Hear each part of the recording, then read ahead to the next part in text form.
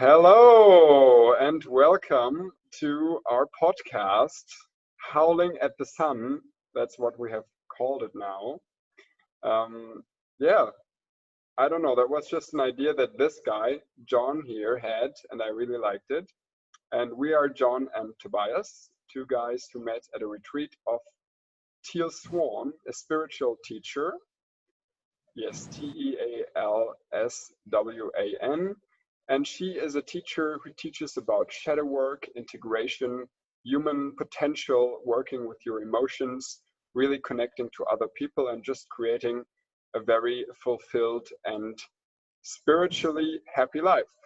And we thought, because we met at a retreat with her in Utah, that we might create a podcast where we first talk about her topics, her videos that she uploads every Saturday.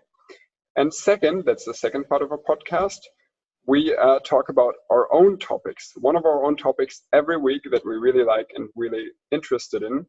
And so that's what we're doing right now. And today there is a new episode, and we say to that, welcome. Hello. Aloha. And yeah, thank you for tuning in. Podcast episode is something pretty long, so everybody who's listening, we're really grateful for that. And thanks to all of our subscribers, which are 26 at the moment. And yeah, just feel free to tell us how you like it, what could be done better, how you like the new name, actually. That's a big thing for us. So yeah, so let's start. What is the new name? Howling at the Sun. Again. Howling at the Sun. Howling at the Sun. And yeah, let's start with the newest video, I would say. Newest video is from Teal. It's called the root chakra, how to open up your root chakra. And yeah, I think it would be awesome if you, John, just say a few words on what the root chakra is and what it is all about. Sure. The first chakra, also known as the Muladhara, which translates to root support, which then furtherly translates to basically the support center of all your chakras. There being 7 total in some schools of thought, 14, 16, there's lots of different numbers, but the rudimentary study of chakras is the 7, starting with the root chakra, and all labeled or identified by, I should say, certain colors, the root chakra being red, sacral orange, solar plexus yellow, heart green, throat blue.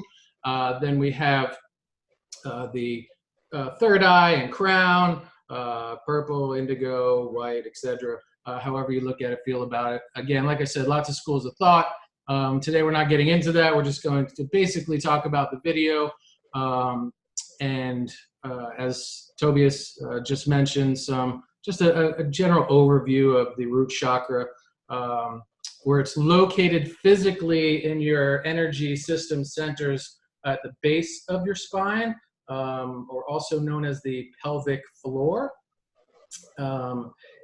When dealing specifically with just identifying thoughts of this chakra, we would say that it's about safety, trust, belonging, courage, instinct, primal energy, resourcefulness, being in the now, generational patterns and tribe, both fun and not so fun. And just to give you a general idea of how you might feel that this particular chakra might need some work, that it's out of alignment or that it's blocked. Some of the symptoms, both emotionally and physically, that you might be experiencing would be restlessness, being panicked, feeling threatened, feeling anxious, insecure, excessive anger and aggression. I say excessive because anger is fine, but if it's excessive and it gets super aggressive, then you definitely are out of alignment.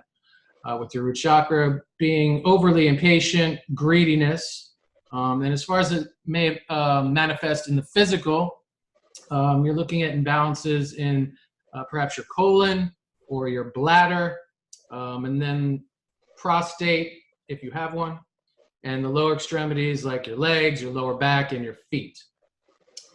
So that's pretty much what you can expect as far as, if you're dialing into your body or wondering what are areas that you'd like to work on, whether it's through exercise, diet, or internal work. That would be the root chakra, like red, no pun intended, flag going off saying, hey, this area of my energy centers needs attention. So yeah, that's what I got on that. Over to you, Tobias. Yes, that was well said and well summarized. No, it was actually indeed. I wanted to add a few things that I have noticed that was very interesting for me to hear about from Teal. By the way, feel free to watch the full video to you there, because we're not going to go into full detail because the second topic for today is going to be very intense and very big. So we're going to just do a small excursion into the root chakra. And I want to add that, first of all, what Teal beautifully said is this chakra pulls in energy. And by the way, we're going to link the video in the description below so you can see it there. This chakra pulls in energy from the earth and emits energy downwards towards the earth. It's this rooting process. Now, anytime this chakra begins to close, we begin to unroot.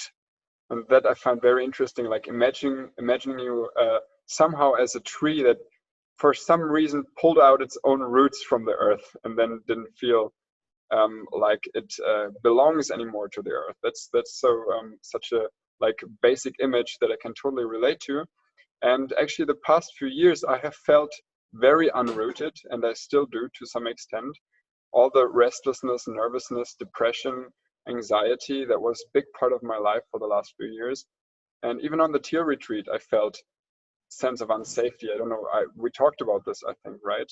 To a certain degree.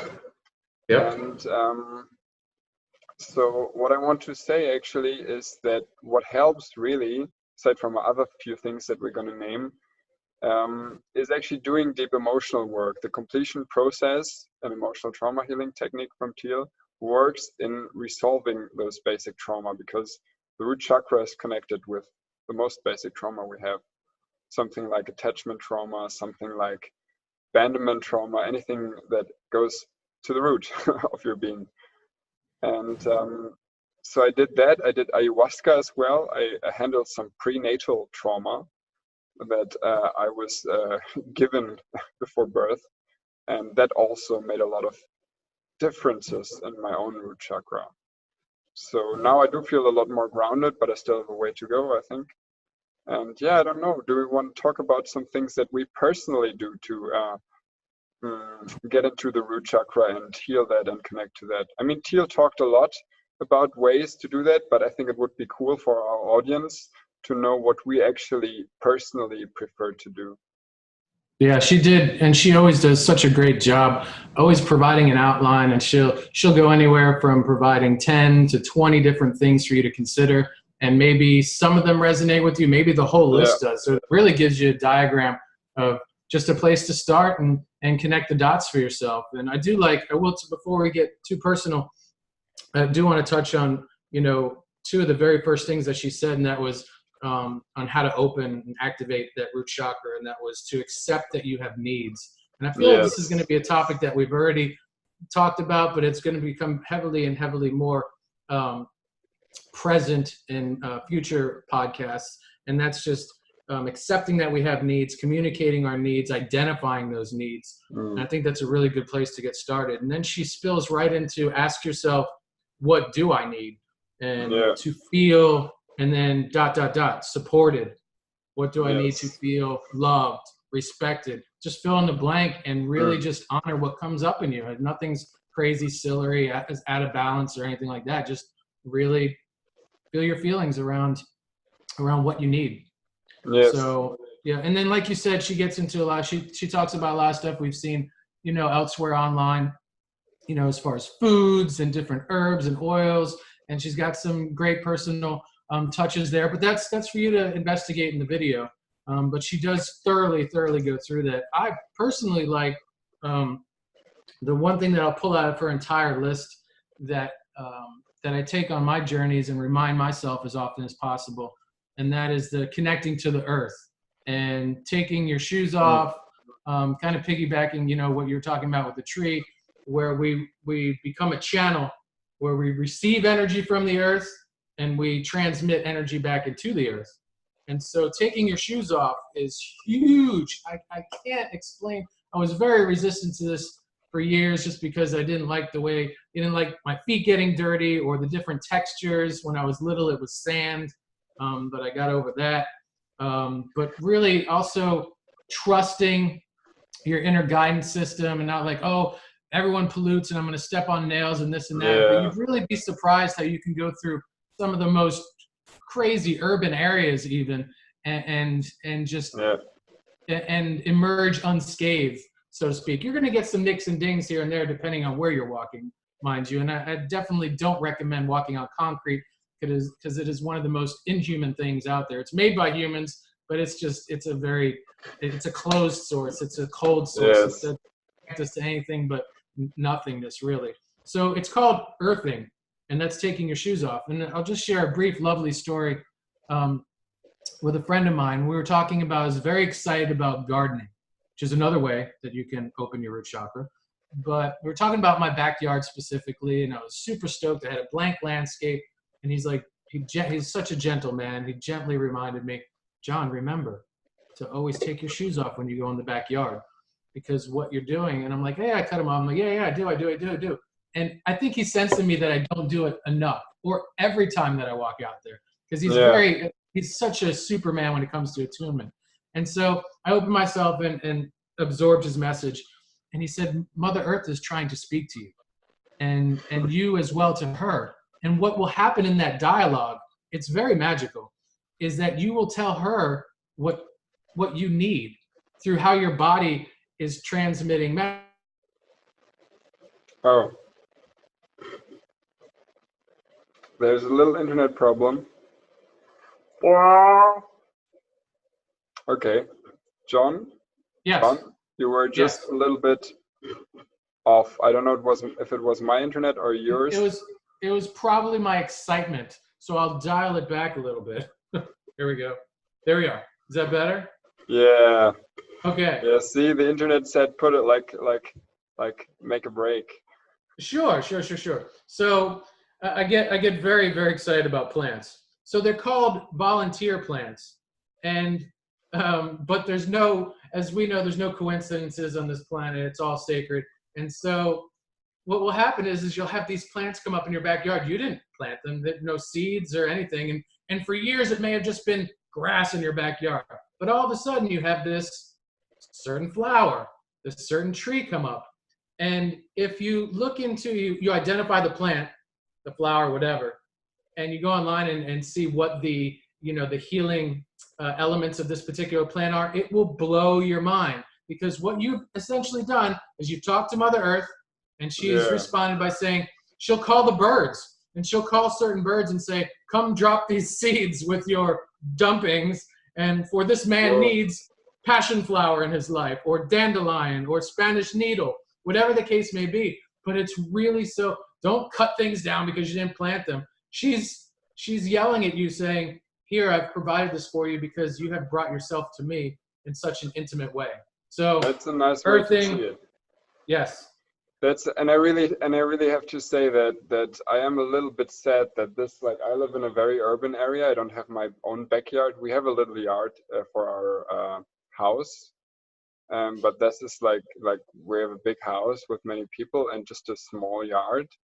But I do definitely know what it feels like to go out bare feet and just step into the grass. And every time I do that, I feel totally different. And yeah. So I remember seeing. I can agree more. I remember seeing you in Utah. You did it more than I did, man. You were always barefoot. Because I don't do it that much at home, so I was like, let's do it here at least. You were always barefoot, and that grass was so nice in Utah too. Nice. So lovely. But all right, let's go to another points because I had two more quick things just on the personal level, and then I'll turn it over to your root personal experience. I don't think she touched on this in the video. If she did, I apologize. But I also find that smudging very sparingly, because you want to make sure that you're getting your smudge from a sustainable source, hopefully locally. There's some great medicine men and women growing some great stuff, drying some great stuff out, but that's a whole nother topic for a whole nother day. Palo Santo, another conversation, but smudging works great. And as far as crystals are concerned, there's one I know she didn't talk about. I love this through my years of selling crystals and connecting with crystals and just learning and listening. It's called the Sacred Grounding Trio. It's 3 stones. You know me, I love the power of 3.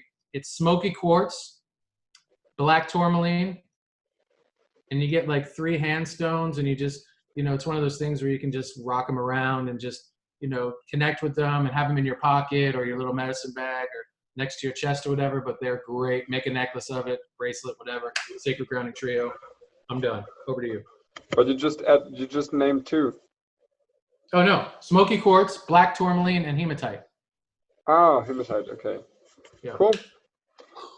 Yeah, I think she did mention some of them, but I don't know if she mentioned all of them.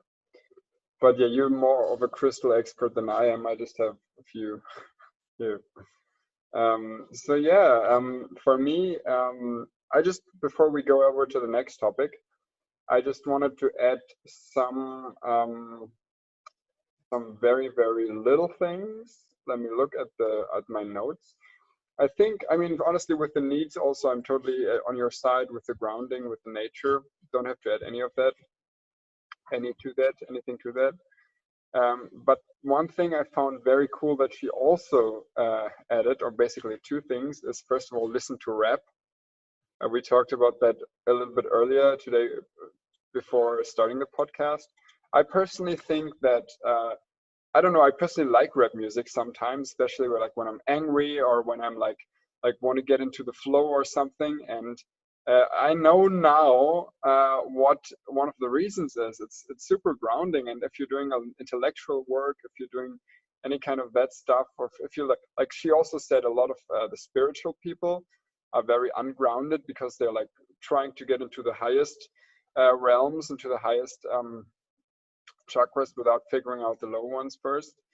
And also a lot of Western civilization people, so we're actually both at the same time, are also very ungrounded because they work with their heads. So I'm not surprised why rap is becoming more and more famous, because it's like the beats, it's like the simple words, and just like the expression and the aggressive language. So that's awesome. Not many people on Teal Tribe, I think, will listen to rap, but I don't know, maybe some of them do, some of you do. And one of the other things from her I wanted to mention, or the other thing, is get into a state of abundance. And that's freaking amazing what she said, because I am recently working on my own abundance, and I think it's very grounding to have a feeling around you that you can actually manifest things into your life, that you can actually, like money, for example, or relationships or everything. It's also very closely connected to the needs, but just this feeling that actually abundance is just like this nourishment that you get from the earth, that the earth is abundant in everything you need. That this is also part of grounding and a part of the root chakra. I was very surprised to hear that, but it felt totally right. And so yeah, that I wanted to mention that as well. And then a very few things that I do myself. Like I just mentioned.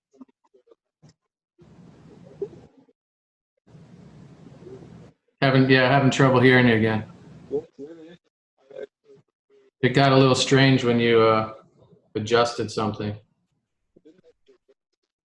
Yeah. I don't know. It's just I can't hear you at all, actually. Yeah.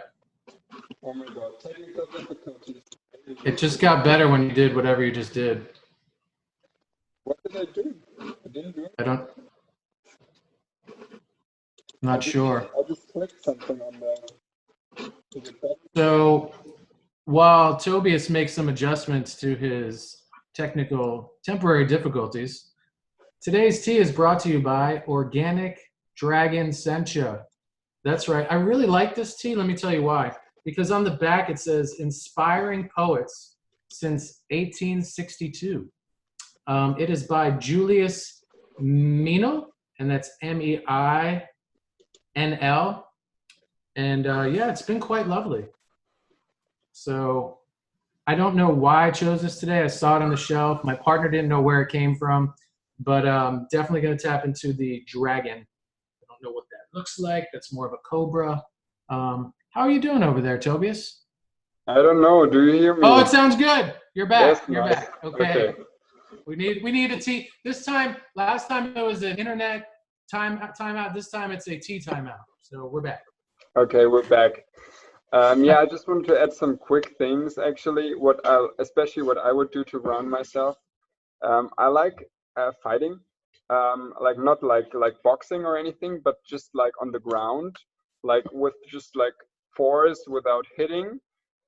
With some of my male friends, I do that sometimes as a kind of ritual, and it's in a playful, competitive yet playful way, and it really connects me with my body and with my own power, and it grounds me also. But also, generally, you can do that in the nature as well, so you have both.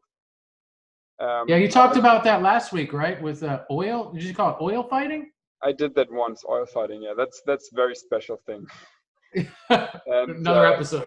Another episode. I was actually, but that's another thing. I went to a men's retreat in nature where we did that, where we did oil fighting and different things. We built our own hut, and that's, I mean, literally in nature, it's very grounding. Then another thing we also did there, but also I did later at another place, is the haka dance, which is like a New Zealand Maori war dance that is made to actually make your opponents afraid of you. Yeah. So it's very loud, very expressive, and it has like really weird faces, like like this. Yeah. And yeah, it's like for all the female audience, I don't know if those suggestions are very fitting, because like fighting and doing a war dance, I don't know, but generally, like there are also female equivalents, which is I don't know, like you can go into a sweat hut, or you can just sit around the fire, anything that has to do with nature. Yeah. And yeah, so that's. I do have a few female friends that that do that dance fighting, the capoeira, which is like the yeah. And I actually I have a close friend of mine that does it at a park locally, and every time I've seen her do it, it's so badass, man, and it makes me want to do it for sure. I will say this, before you move on, you do a really good job of one of the things that Teal talked about. And in the little bit of time that we've come to get to know each other, I feel like you're always trying to surround yourself, and she said it's very important, with other individuals that are grounded. So just by being, as intimate as possible with those people, or surrounding or observing these types of people, we can expect, maturation and matriculation in regard to the opening and the better understanding of our root chakras, for sure. And I think you, more than I do, you're always seeking out these people in these groups, and everyone in these groups or these functions that you attend might not be super grounded, but there's always going to be at least someone there, especially the teachers that you surround yourself with, that are typically very grounded. Yeah, that's true. Yeah, I try. Job. Thank you. Yes. That's true. I agree with all of that. Want to lead over to the next topic, though, which we don't have that much time for anymore, because we did talk more than we wanted about the other thing. I'm not pointing to this guy, no, but it's flowing. It's all right. It's flowing. Plus technical difficulties. So yeah, let's just not even. Yeah, that was my difficulties. Okay, let's not fight here. I'm in a little bit of a weird mood, because I was like, I had to learn all day, and I chose to learn all that free will, right? Yes. For uni. So yeah, the next thing is spiral dynamics, which is a model of human consciousness and social development, as I recall. I will actually pick up a better definition of that. But yeah, that's a very cool model that I wanted to actually talk about, because I think it's life-changing. It's called here a psychological model with different colored stages that represents the evolution of human consciousness, both individually and collectively across all of human history. It is not perfect, but this model is very much useful to us for understanding the evolutionary process of human values. And this is the definition that is almost directly taken from actualize.org, a YouTube channel that is run, and also a website that is run by Leo Gura. We might leave his channel here in the description because it is really awesome. It has in-depth videos that are far longer than what we ever would actually dare to do a podcast on. And maybe at some point, I don't know. Its longest video is 4 hours, so just take that into account. And yeah, that's the definition of spiral dynamics. And I started to do that, and then research on that for your part. And then you said to me earlier that why should we actually talk about that topic? And maybe we could start at that point. Do you want to actually start the discussion by? Your audio broke up a little bit again, but maybe it's just on my end. I'm not sure, but if you need to make any adjustments, I'll take a few seconds to say thank you for introducing this huge topic. And for, when you said, "Hey, I want to do this," there was no denying you. Not that if I said I don't want to, you wouldn't be open to that, but you were just so excited, and I was like, "We have to do this topic." And I'm like, "I'm going to commit to learning. I'm going to get a little uncomfortable." I always wanted the podcast to feel like fun and not work. But as you said earlier, free will, I choose to learn. And so I dove into some of those videos, nothing of which you sent me, just what am I going to find intuitively? And I actually stumbled upon the actualize.org. And so that was the one that I got the most information out of. But for the most part, guys, Tobias is going to, I'm going to take a back seat here, so to speak, and let Tobias drive the bus and take us all to school. I might have some questions, some things that input, as I'm just really embarking on the learning of this very, very big topic. So without any further ado, man, take it away. And I do have one thing that I could share from a mutual friend of ours that had a very good point about something, if we have the time. But we'll see how it goes. Yes. Do you hear me? Yeah, much better. Okay, I don't know why. I'm always keep changing the input, and it works every time. So yeah, spiral dynamics. I told you, the audience, and then you, John, already what it is. Generally, it's like a psychological model that was developed by Don Beck and then Chris Rowan, as well as to the original model of Claire Grace. It was actually developed as a business model, I remember, which means that it was supposed to help businesses like see where they're at in their development stage and what they can do to make their business more sustainable and better. But the general implications are far bigger than that, and the model is generally actually so helpful in explaining a lot of conflicts today in our world and a lot of our individual struggles in developing towards bigger consciousness. And what I find so interesting is that it can be a great addition, I think, to also the content that Teal provides. Because Teal Swan, for everybody who knows it or doesn't know it, also talks about growing, integration, becoming more conscious. But she doesn't really talk about it from a kind of a model perspective. But I mean, yeah, she was a model, but not not kind of a scientific model. So that model can be quite an addition, I think. And to start with it, let's talk about some characteristics of the model. The model actually works in stages, as we already heard. They have different colors, which reach from beige to purple to red to blue to orange to green to yellow, and then finally to turquoise and maybe even coral, but that is of not any importance to us right now because none of us is going to be there in our lifetimes, and probably also not in a few thousand years. So that's the first thing. Every stage is kind of an upgrade. It's kind of a higher stage without being morally better than the previous stage. You cannot skip any of the stages to come to the next stage. You have to kind of integrate the current stage and be aware of its limitations to yourself. And this has to happen on an individual, but also on a societal level. So societies and states can be in certain stages but also individuals. And you are not always on just one stage. Your personality, as you know from Teal Swan, or maybe you don't know, and then you will be introduced by us to the fact your personality is fragmented into multiple parts. We have different personalities in ourselves, and we're almost all kind of fragmented and cut in pieces in that, and that's not a problem, but we just have to realize that.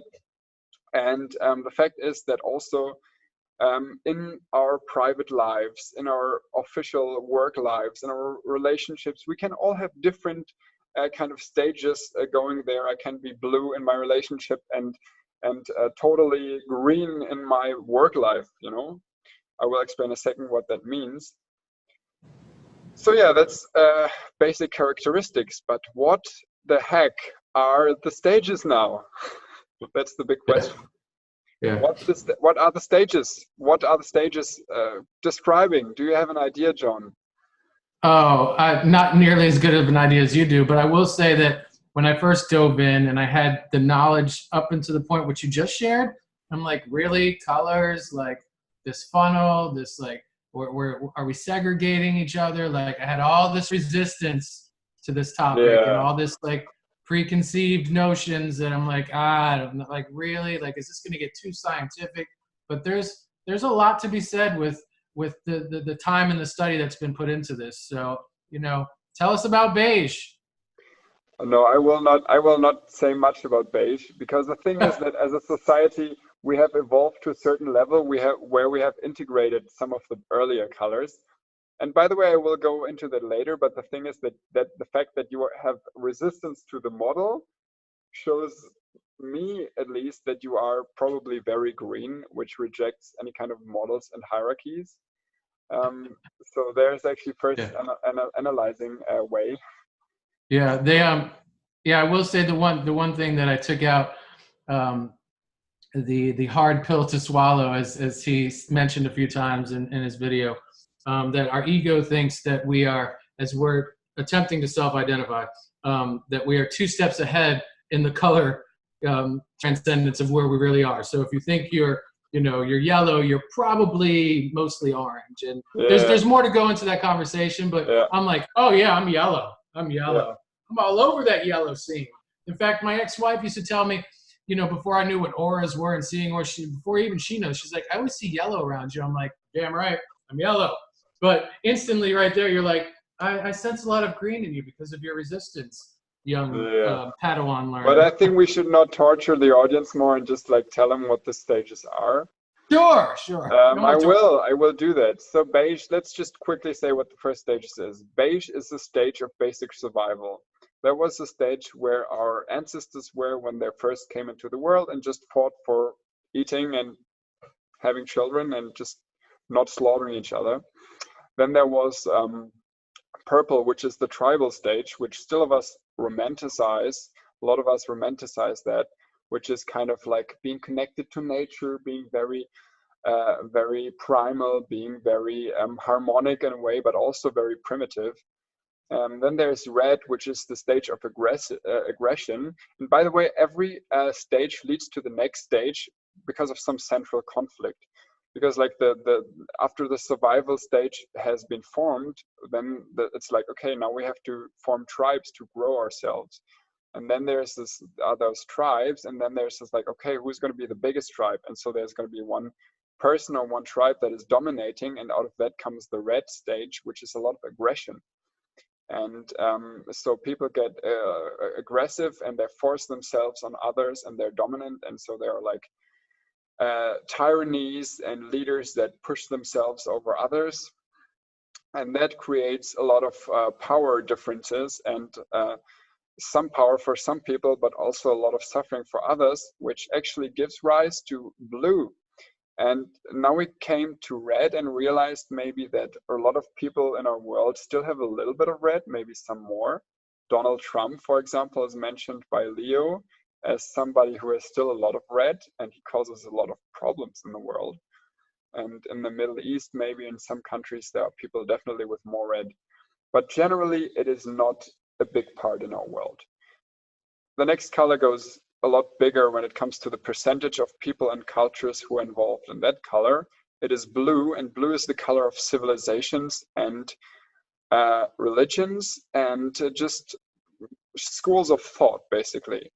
It's about this one system that's supposed to civilize and give order to everybody. Blue means away with the tyranny, there's going to be a kingdom, there's going to be a ruler, there's going to be a religion, and the religion tells us what to do and not to do. The school of thought tells us what's right and wrong. So there are like very classical conservative ideas of good and bad, and blue represents that. Blue is also the color of the fascists, at the same time as the color of the socialists. So it's very funny that there can be completely different systems which belong to the same kind of consciousness level. But a lot of us today, especially those who listen to the podcast, probably don't identify with the color blue anymore. There's going to be a lot of people who are in resistance to that and say, okay, I've suffered from that. I suffered from the systems. I suffered from the rigidity of my religion, of my state, of my whatever. And so a lot of our psychological damages, Freud talks about that as well, are caused by blue. And that gives rise to the next stage, to the next color. Yeah, little thought break here. I want to ask something. Is this what's called a transformational dilemma? In his video, he talks about in between the stages, like how to elevate to the next one. We come into that confrontation, that crisis of how do I, ascend to this green level from where I'm at, and that he calls those barriers the transformational dilemmas. And I did like that. I also liked, while we're taking this brief thought break, is how it oscillates. Each layer oscillates from being a very individualistic to a group mindset, and then back, and it doesn't change every time. Sure as sugar, it goes. And I'm sure you're going to get into it. Yeah, that's true. I forgot that. Survival is for the individual. Tribe is for the social system. Dominance in red is for the individual. The blue culture and the perfect system is for the society. Then there's orange, which is an individual, and there is where it gets interesting, because orange is the color of the science or the sciences and of capitalism. Most of our world right now is at the stage orange, which means that we are very focused on hard facts, on individuality, and on numbers, and on truth in a scientific way, and on making a lot of money. Because a lot of people suffered from this like great ideal of the truth out there, or like the true state, the true religion, that they thought, no, I'm going to actually make my own, create my own thoughts about what is real and what is not real, and just like see into some of the more empirical data. And I'm actually also going to enjoy my freedom and make my own destiny. And that is what orange is about. But with every kind of achievement, there comes also a new risk.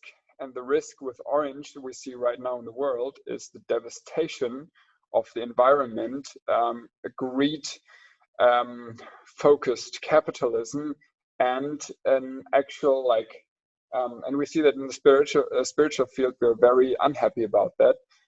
Actually, a denial of anything that is above hard science, or actually beyond hard science. So that's orange people, stage orange people. They don't want to hear anything about spirituality because they think it's blue. And that's what we have to understand if we're more into a higher spiritual path, that it's going to trigger, like every stage is triggered by the previous, mostly by the previous and by the following stage. So they're going to actually really fight with the people that are not on their stage. And some people are also pretty much triggered by everything. Like, for example, orange is triggered by green, by yellow, it's triggered by everything, basically. So that's very funny. And the thing is that we have to realize that also, I said earlier that there are political and social and theoretical implications of spiral dynamics. And one of those is, don't try to force your worldview on somebody, right? If somebody's in a completely blue mindset, you cannot just talk with them about green or yellow ideas without actually talking to them on their level. Which means, and that sounds very arrogant in a way, and maybe it is a little bit, which is my yellow side speaking. We will talk about that later. But you have to actually, if you want to talk with people, use their language. People have different languages and different colors. Blue people will use conservative language. They will use words like values. They will use words like belief. They will use words like pride, like how it has been done always, right? Orange people will use words like freedom, like self-exploration, like individuality, like success. And if you talk about those words, you can be friends with anybody from any color and they will love you. That's one of the quotes from Leo Gura, actually. I love that. Yeah. But it's true. If you want to connect to people, don't try to force your own thought system, which is definitely also not perfect, don't matter where you are, on somebody. So yeah, talking about that, what do you think about that? Yeah, I like that, meeting people where they're at, and the yellow side of me coming through as well. Just accepting everyone for who they are and where they're at, and not trying to change them, but attuning to them and speaking to them. I like what you said, in their particular language, and not being arrogant and saying, now here's that whole conversation where I'm above you. I'm humming up here green and yellow, and you're Mr. Orange. And which is really interesting because orange tends to have this huge, from what I understand, resistance to green, saying, yo, Leo, what are you smoking? Like, there's no way the hippies are higher than us. Like, you've got those two categories. In this, okay, I'm digging the dynamic, I'm digging the funnel, but you've switched those two because there's no way that the hippies are higher than us. And you're talking about, you're talking about the hippies right now, and the hippies are green. Yeah. And a lot of Teal tribe, a lot of people who are listening are going to be drawn towards green. And I personally have my problems with green because I'm like, okay, this is like, I'm too individualistic. Like, I'm a very individualistic person. Like, green is almost a little tribal, but it is a little bit more structured. It is about love and peace for the world, saving the environment. It is kind of a spirituality that is a little more shallow. So a lot of people in Teal tribe and a lot around the world are going to be a mix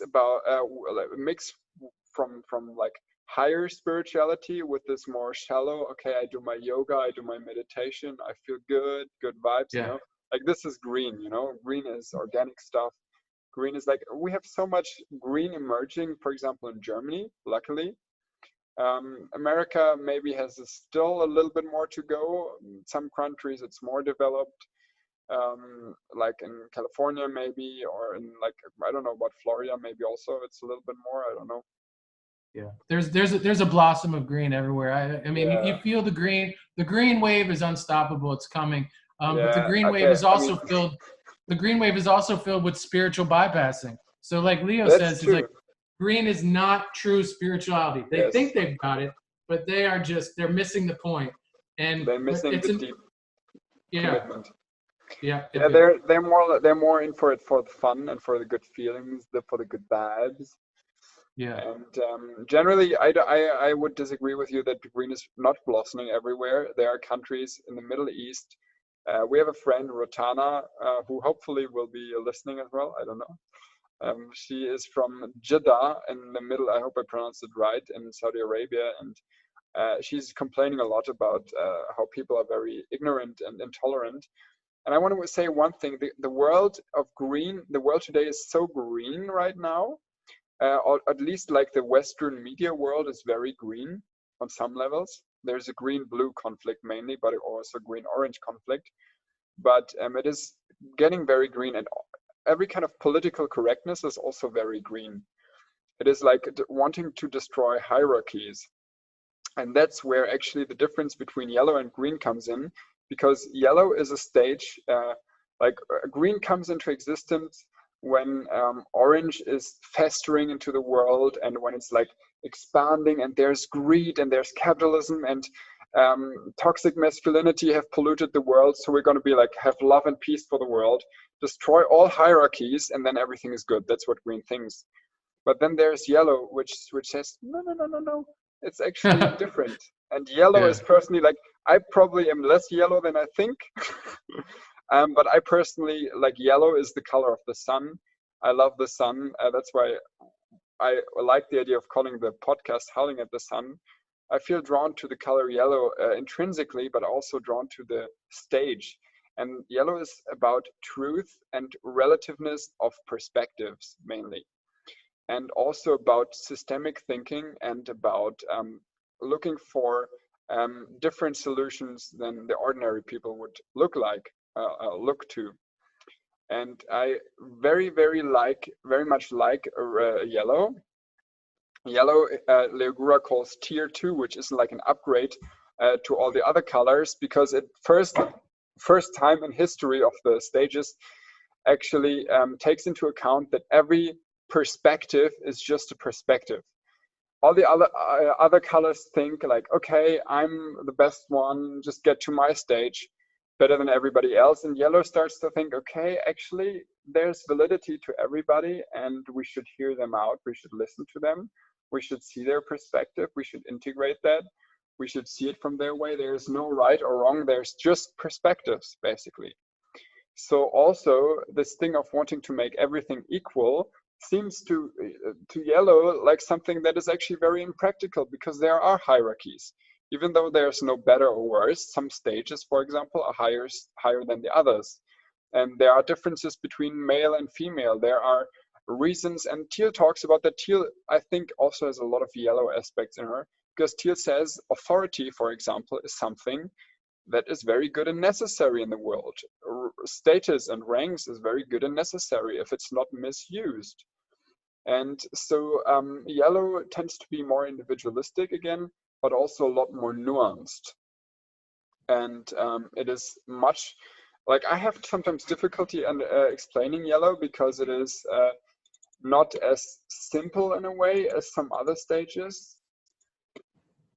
Yellow, he says, I can give some examples. It is open-mindedness, perspectives, as I said, nonlinear dynamics, going meta, lifelong learning, natural hierarchies, studying models, building bridges, social engineering, ecological designs, and left-brained, paradox, self-actualization, independence and autonomy, reduce suffering of living systems.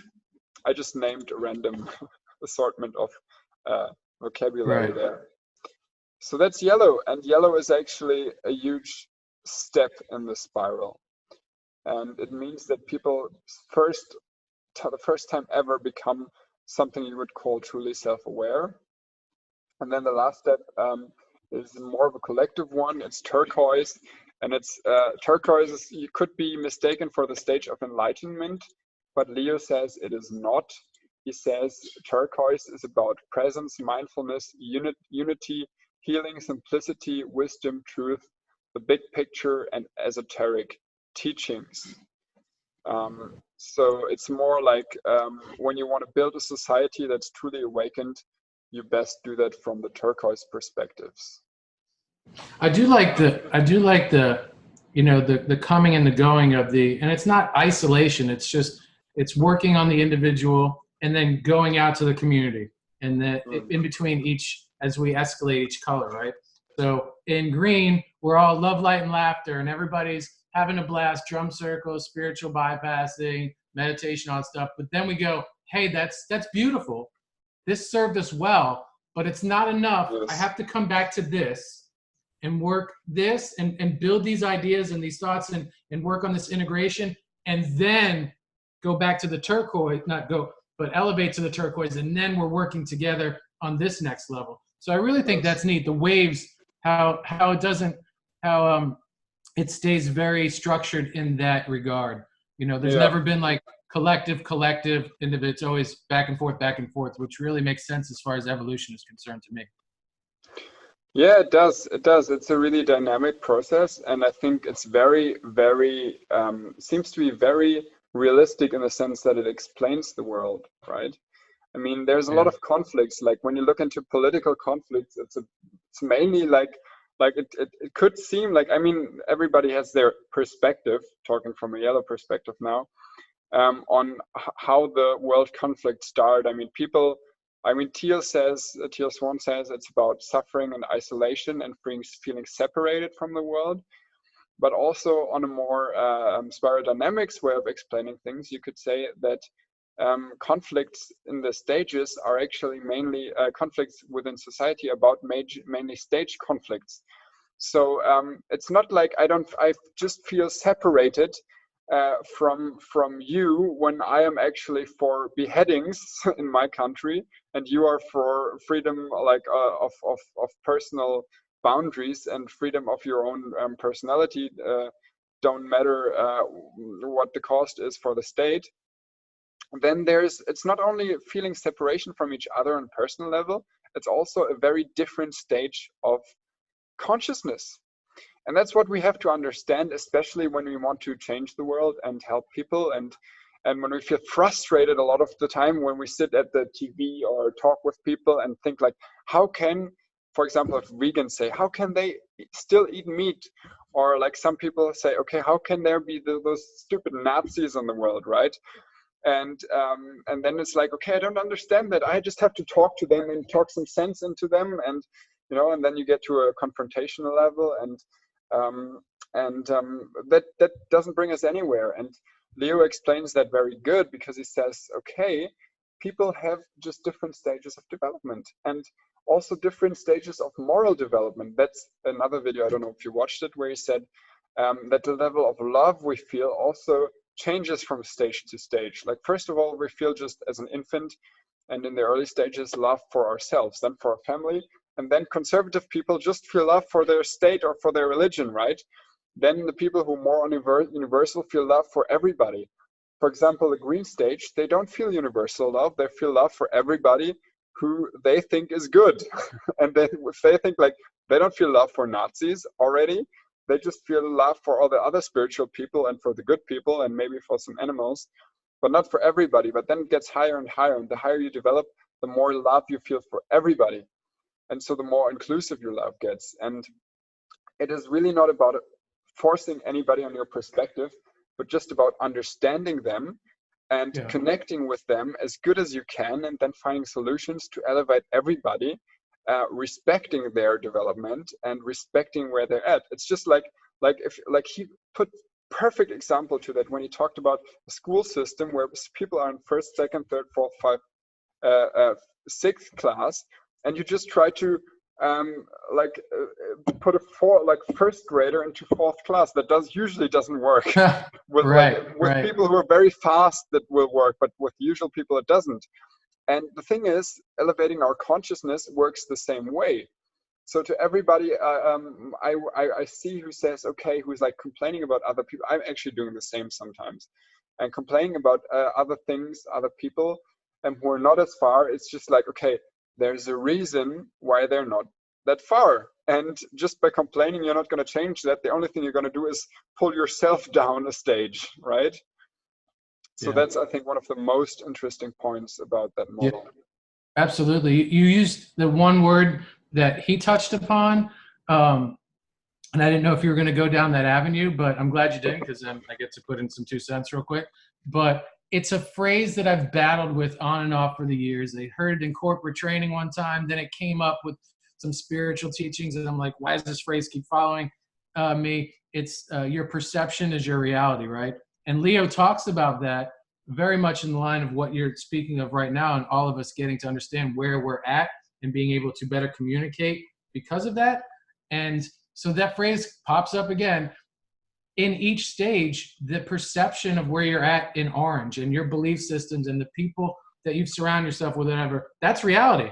But if I'm up here in yellow or green, and he says this too, these aren't my words, looking down on orange, I'm like, these people are crazy, right?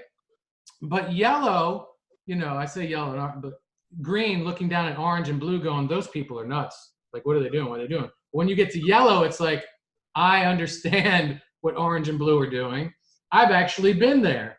And I I know people intimately that are there. And also, if I've not been there, that's a sign that I maybe should integrate that stage and actually live through it a little bit more, which a lot of people don't do.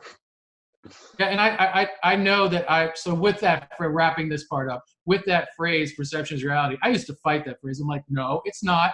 Your perception is far from the truth, is scientifically proven. Or how can you say this age or this 40 million year old text or whatever, blah, blah, is true? And like, that's people's reality. That's their belief. That's where their heart is. It's not wrong. It is what it is for this person. And I used to be like, nope, it's wrong. Nope, it's like, it's your perception. It is not reality. But in order to fall gracefully into this model and to elevate up and to change the world, we all have to understand that we are who we are. We're at where we're at. And if we're going to grow together and be harmonious and shift things and regreen this world and heal all of our wounds together, we have to see each other as perception. Each person's perception is indeed their own reality. Yes. Yes. And the thing is, that's precisely what Teal talks about when she talks about integration. This is like integrating every perspective. And when she says, my perspective is my reality, that's what she says, like integrating everything. You cannot, and that's how you actually, that's the bridge between shadow work and spiral dynamics. It's actually realizing that you, like, every stage has validities and lessons and is just as well part of us as it is part of the whole society. And so we just might accept it, learn lessons from it, help it to become healthy in its expression, and help integrate it and transition into the next one. Yeah, that's really that's right on the nail. And I know I've blocked out her even saying it before, because it's just one of those phrases I'm like, da, da, da, da, da, da, da. But now I'm more than ever open to it and understanding of it. Hey, if you don't mind, I'd like to read a quick idea from one of our mutual friends. Yes. Yeah, we have 26 subscribers. We also have friends and family, and we have a few hundred views now, which we're very grateful for. But we're always asking the community and our friends or listeners, just anybody and everyone, for ideas, feedback. And we got a few from a mutual friend of ours who will go nameless, but has given us our permission to share his idea. I think it's quite lovely. And he says, for all of the CPCPs out there, and what those are, the certified practitioners of the completion process, for those of you not familiar, spiral dynamics, it can be used in conjunction with the completion process in order to better understand what the healing experience for the specific inner child would be. For example, if I grow up in a dogmatic stage blue society with enmeshment issues, it could be empowering for the inner child to be permitted/encouraged to do what they want despite the suppressive nature of that situation. Or if I grow up in a success-chasing stage orange society, which lacks intimacy, then having a safety support figure who can be intimate would help, etc. Yes. And yeah, I really, he had some other things. Really awesome.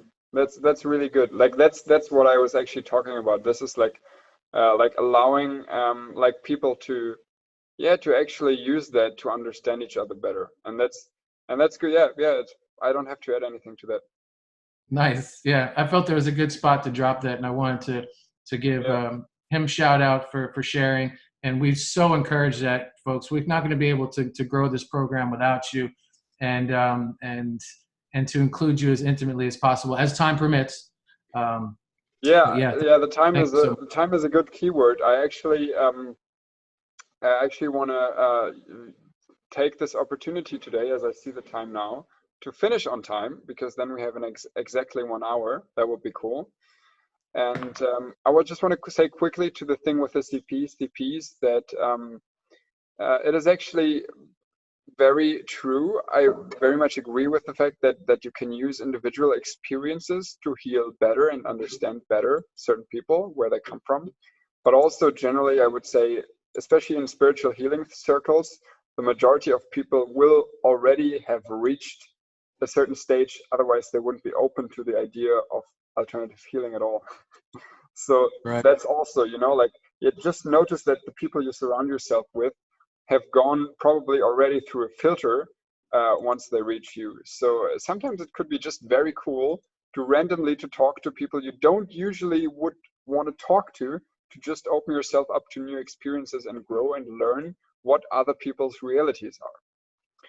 So with that, I would like to conclude and say that I think it was a good topic. I think we discussed it well, although I talked a lot in the Spirit Dynamics section. I want to say that if you like this podcast, especially if you watched or heard through the end, we would really a lot appreciate it a lot, sorry about my English, if you would leave us a thumbs up, and maybe if you really liked it, even subscribe to our channel. We're going to do new episodes every week and going to feature interesting topics, and be creative also in just suggesting what you want to hear, and say what you think about our new title of the podcast, and what other suggestions you have, what we can do better, and then just let's make this experience greater and better every time. Yeah. Yep. Hey, look out for our new Facebook. Now that we've decided and concurred that we have a name, Howling at the Sun. Look for the Facebook page. Look for invitations. Search on Instagram. Probably tomorrow I'll have it up by Howling at the Sun. And give us all the. What's that? Same for me with the video. It's probably going to be uploaded on Thursdays now. That's fine. No, we gotta do it right. Yeah, we have to do the thumbnail right. Yeah, we get all excited and we're like, let's get it out there, and then I'm like, hey, we gotta change this. Hey, we gotta do that. And so so maybe just an open-ended understanding that we're always going to try and record on Wednesdays, schedules permitted, and get the video out on Thursday as best we can. All right, that's a good end. So thank you, audience. Thank you, John. And I would say over and out.